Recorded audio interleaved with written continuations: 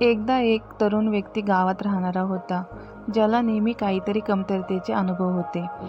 त्याला वाटत होते की त्याच्या आयुष्यात प्रत्येक गोष्ट अपूर्ण आहे.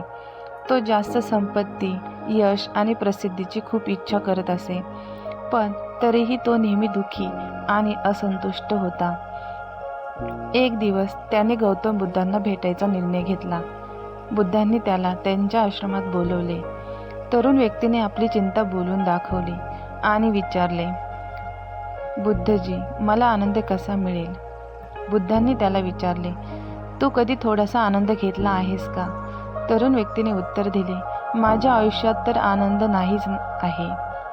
बुद्धांनी त्याला सांगितले, आनंद थोडक्यात जगण्यात आहे. रोजचे छोटे छोटे क्षण जपून ठेव.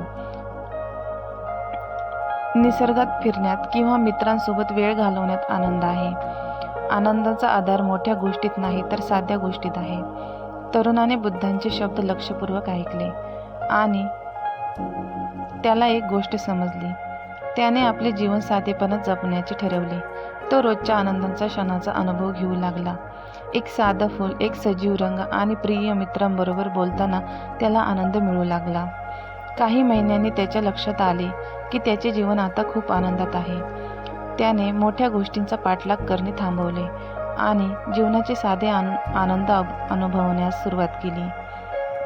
बुद्धांच्या शिकवणीने त्याला शिकवले की आनंद दूरच्या गोष्टीत नाही तर आपल्या आजच्या जीवनातील छोट्या छोट्या क्षणामध्ये आहे.